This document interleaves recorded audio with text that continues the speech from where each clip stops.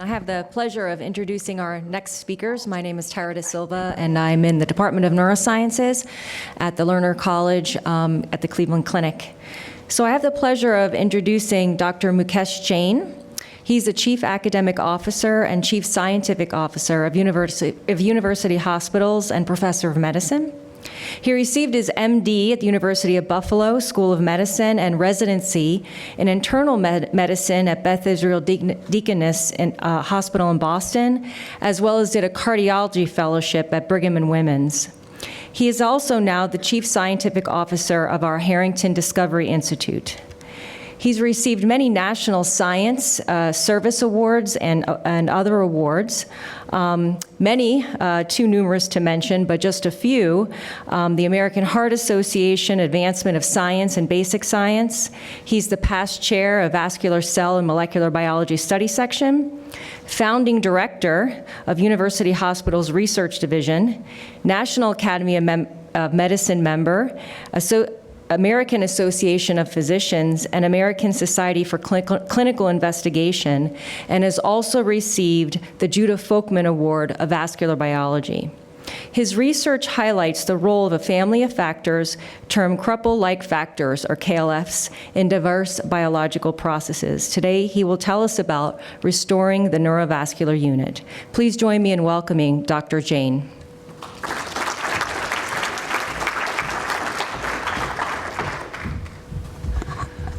All right, good morning or almost good afternoon, everyone, and thanks very much for that kind introduction. And many thanks to Lynn, Eleni, and the, can you hear me okay if I'm away from the, okay. Many thanks to both of you and the leadership of CBHI for the opportunity to present today.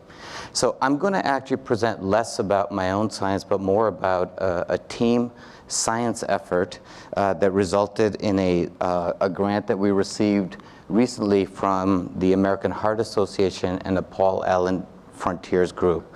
So this grant was focused on trying to identify novel, early, actionable targets to address a growing problem well known to this audience, dementia. And so we got to work with two team members who happen to be in the audience today, Dr. Alan Lerner, enjoying that really fabulous lollipop in the front, and Dr. Andrew Pieper way in the back. And so the three of us, along with colleagues, put together a team that included members of our community, as well as investigators at Hopkins and Penn, and I'll introduce the team to you momentarily, and a fantastic scientific advisory board, including our keynote speaker, Dr. Zogby. And so we were very fortunate to receive this award that really brought together foundational discoveries of blood, vascular, and neurobiologists, and integrated that science that each individual had contributed around a really important problem, brain health. I'll begin with information that's well known to you, but just to set the stage. As you know, dementia is an enormous challenge that is going to increase. If you look at the statistics, there's about 10 million members of our nation that are afflicted, sixth leading cause of death, nearly $250 billion in health expenditure, and that number will triple by 2050 as it, in the US or in the Americas, as it will nearly triple worldwide. And the causes of age-related dementia are multiple, and many of them are shown for you here. So while dementia is an umbrella term, Alzheimer's being the most common, and we heard from Dr. Haynes, a beautiful lecture earlier today, it's important to recognize that vascular disease is also a major contributor in of itself, be it through large vessel diseases like stroke or small vessel diseases that we'll talk about a fair bit over the next 15-20 minutes.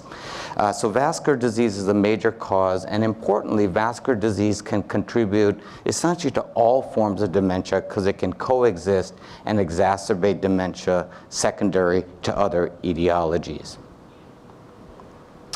And so the AHA and Allen put together this call where they really wanted new ideas, and particularly in the field of vascular dementia and at the intersection of hemovascular biology and neurobiology. And as I said, they wanted novel, early, actionable, mechanistic insights.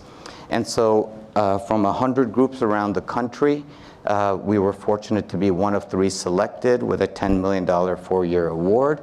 The other 2 are Rusty Gage at the Salk and Tony Weiss-Corey at Stanford. And this is just a picture from the American Heart 2018 meeting during the presidential election when the 3 recipients were announced publicly. This is our team.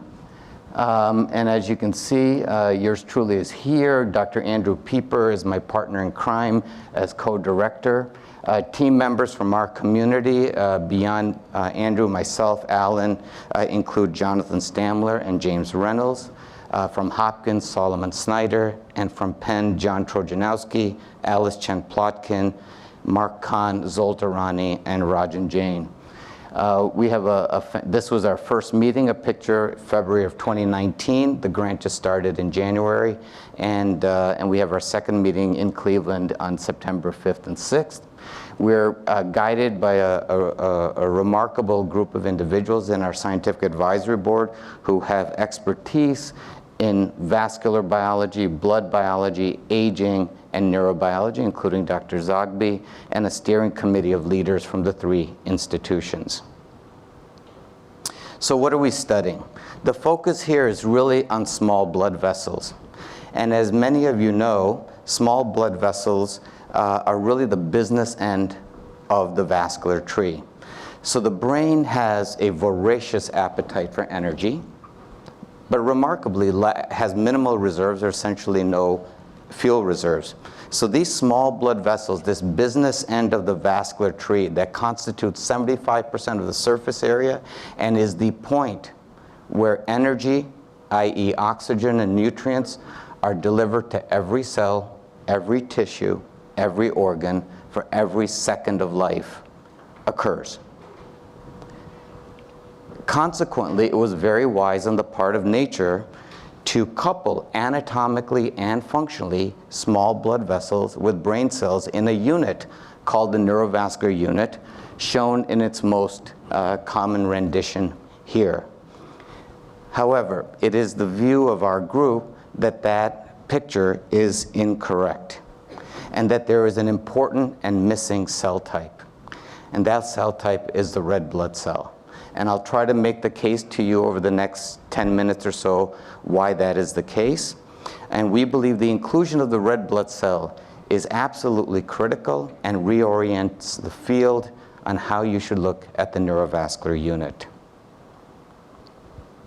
So the picture on your top left here shows you how heavily invested the brain is with small blood vessels. It's literally a sea of little tiny capillaries. Other tissues that have a lot include the lung and kidneys. And I'll take you back to basic biology and remind you that these small blood vessels, also referred to as capillaries, shown for you here, are a very simple structure.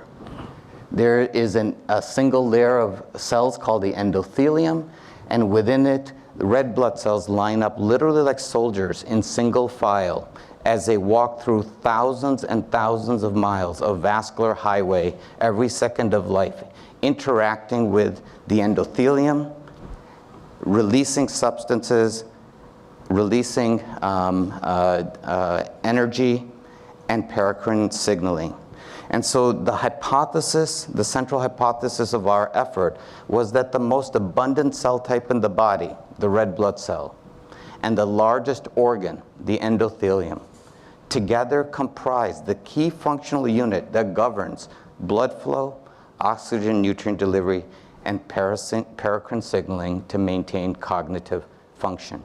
And given the importance of energy delivery to every cell, it's hard to think of a more important physiologic process. Foundational work from members of our team, which I will review with you in the next couple of slides, has led to the identification of key molecular regulators that govern red blood cell endothelial function, and consequently microvascular function.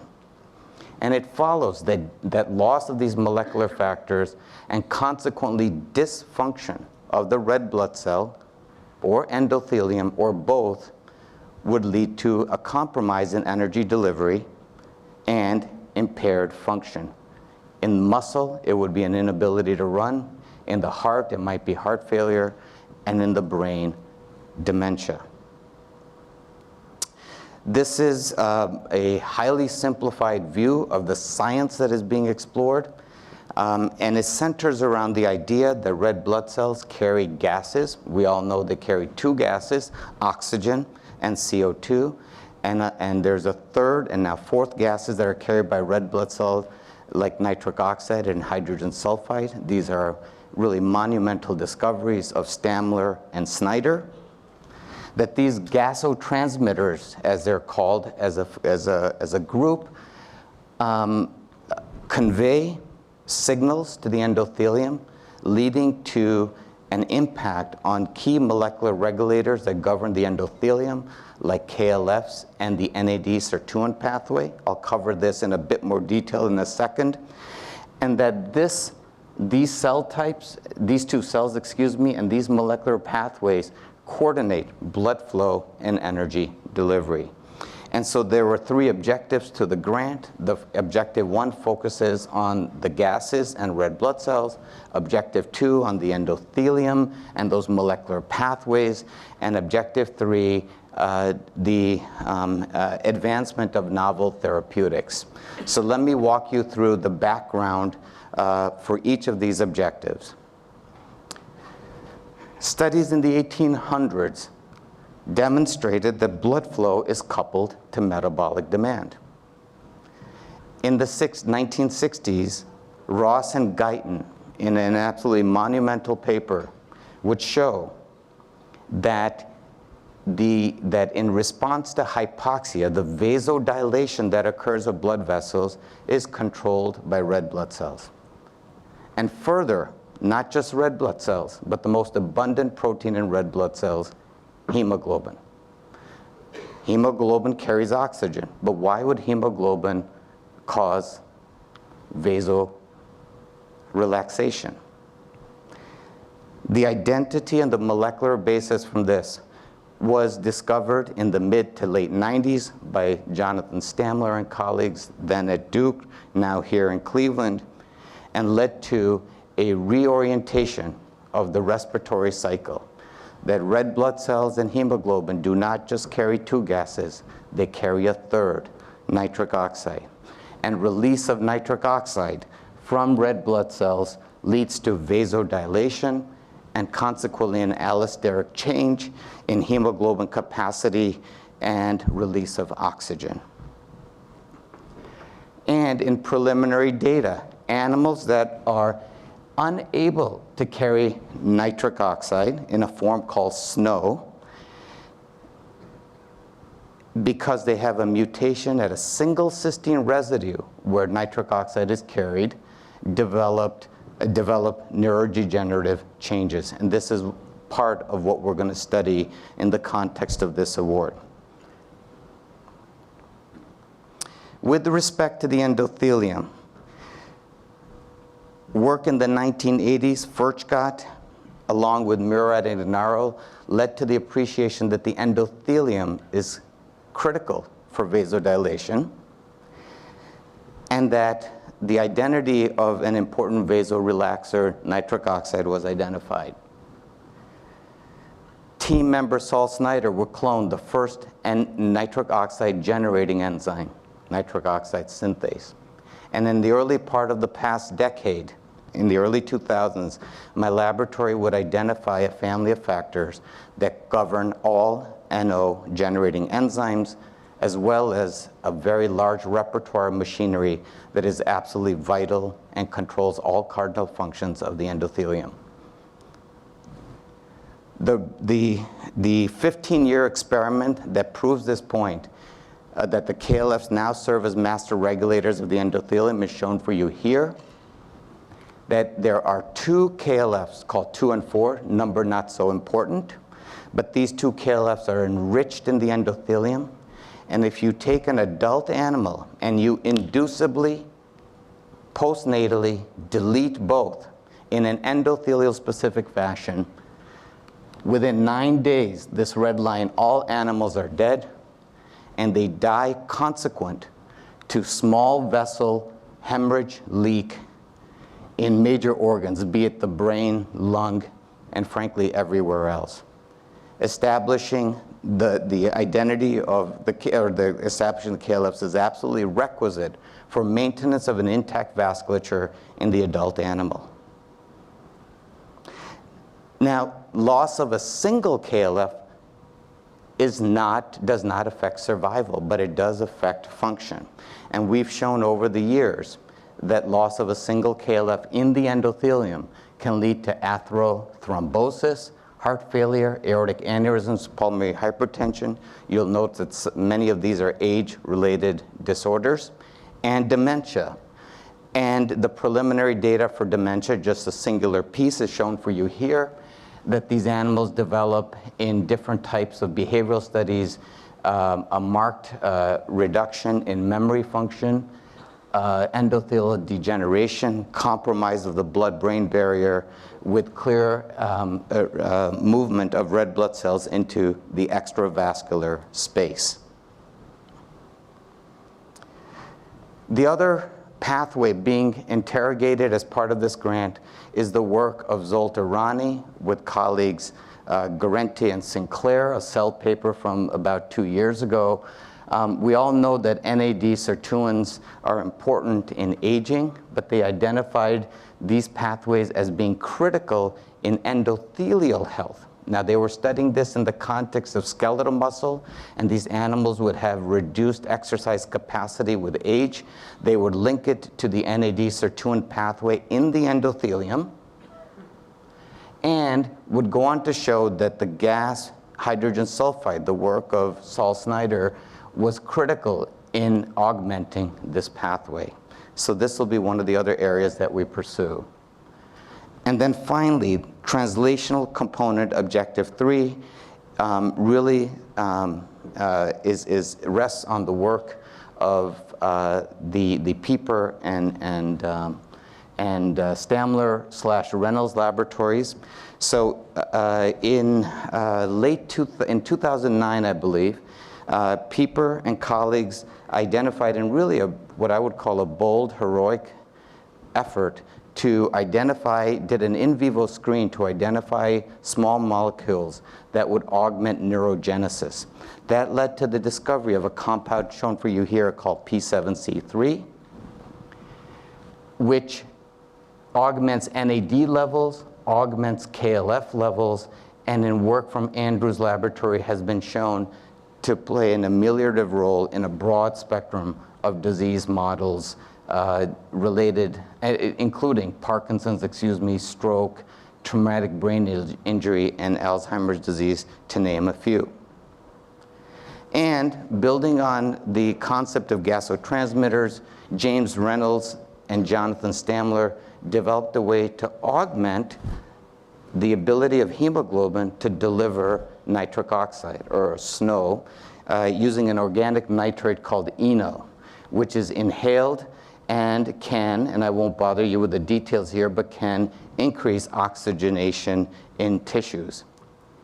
Our team is very committed to what we do, so what you see here, that gentleman with a mask on and an arterial line is actually James Reynolds, one of the principal investigators. So not only does he believe in the science, he underwent testing himself, and I kid James, this is very Barry Marshall-esque like of him, but I don't know if it'll have the same outcome. But it's a deep commitment to science. And so I'm going to summarize this with a 20-second cartoon. Hemoglobin releases gases. These gases, you'll see in a minute, will dilate the blood vessel to augment oxygen delivery. The gases also increase the levels of key molecular regulators like KLFs and NAD sirtuin pathways. The KLF's NAD sirtuin pathway can in turn augment the machinery that produces those gases, NO and H2S, in cells, thereby enhancing cellular integrity, metabolism, and health of the neurovascular unit. So in aim 1, I've covered a lot of this, but just to summarize, and I'll be done. Aim 1, we're going to look at red blood cell SNO and H2S capacity, both in animal models and with Alan Lerner and John Krojanowski and colleagues at Penn and locally, look at those levels with human disease, as well as the effect of genetically manipulating the ability of red blood cells to carry these gases on age-related dementia. Aim 2, those 2 molecular pathways will be interrogated by traditional gain and loss of function experiments to look at the outcome in experimental models, as well as if these pathways are altered in human disease. And in aim 3, Drs. Pieper and Reynolds will be advancing their efforts. P7C3, Andrew tells me, has a good chance of being in patients by 2022, so just a few years down the road. And the red blood cell SNO enhancing compound clearly has already been tested in a phase 1 clinical trial and is now being advanced through under the auspices of this award. And so with that, I see I have finished with 5 minutes to spare, which is perfect because Dr. Kirsch told me he wanted me off the stage because he needs extra time. And so I'll end there, and I'll be happy to answer any questions. Thank you.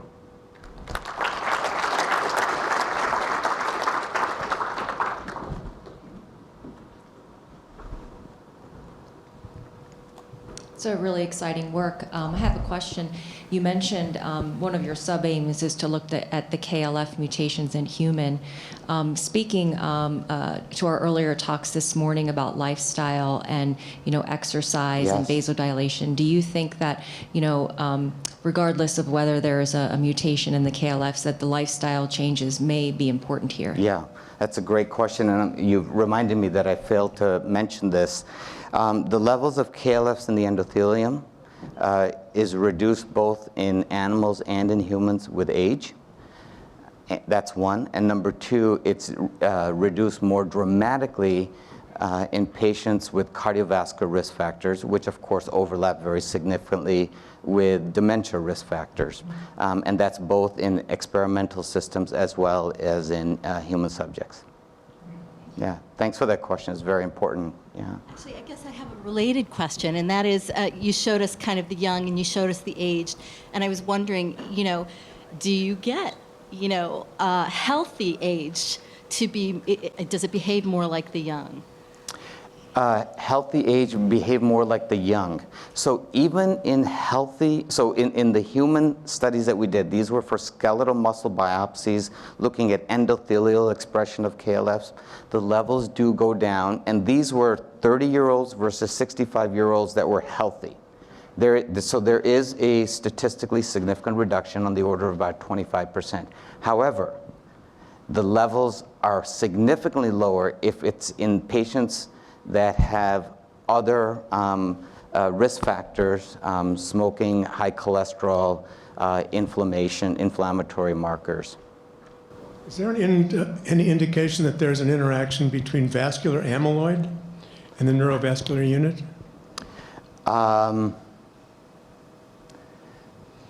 Vascular amyloid and the neurovascular unit.